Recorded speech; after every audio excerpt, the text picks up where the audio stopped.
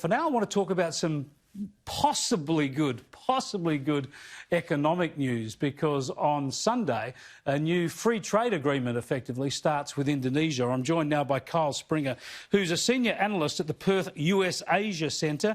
Thanks for joining us, Kyle. This agreement is pointedly not called a free trade agreement. It's called the Indonesia-Australia Comprehensive Economic Partnership Agreement. What's the potential here to generate jobs and investment and employment in Australia? Thanks for having me on the show, Chris. Yes, you're right. IHEPA is very good news for the Indonesia-Australia economic relationship. It's a tool for deepening economic ties at a very, very difficult time, at a time when protectionism is rampant, during a time of trade tensions with China. One of the things that IHEPA does is locks in Australia as Indonesia's preferred agricultural partner, preferred food security partner. Indonesia struggles with unstable food prices, and securing a partnership with a exporter like Australia is very, very key, very, very important. It also helps Australia diversify markets for its agricultural products. We've seen Australian barley and beef become the subject of Chinese trade dispute actions.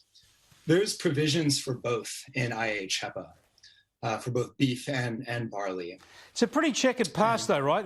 Indonesia's a massive country, a population of well over 200 million people, a developing economy.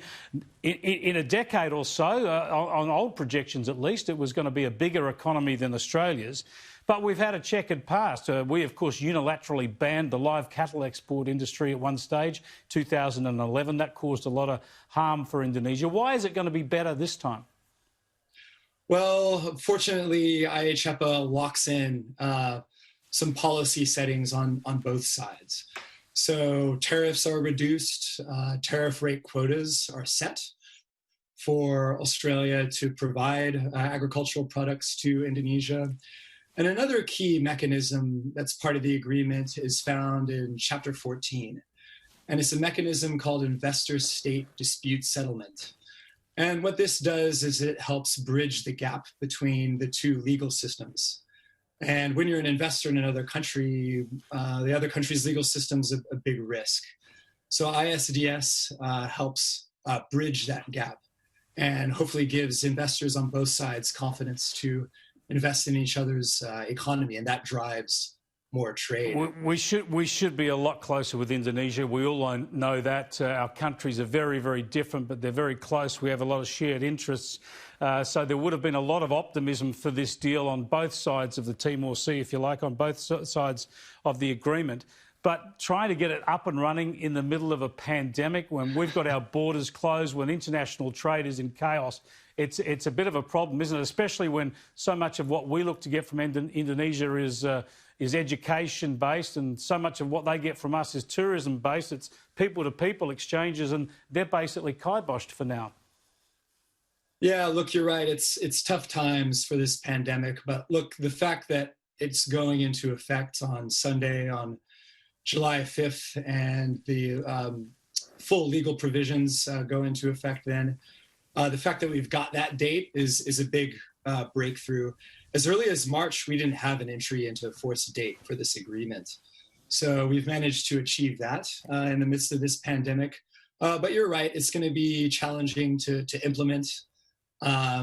International trade is going to take a hit this year, and it's going to be challenging. But look, we've got an agreement in place. When things return to normal, whenever that happens, we can pick up where we left off.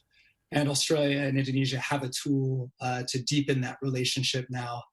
And I think geopolitics are just going to keep pushing us closer together with our northern neighbour. I think you're right. Thanks for joining us, Kyle.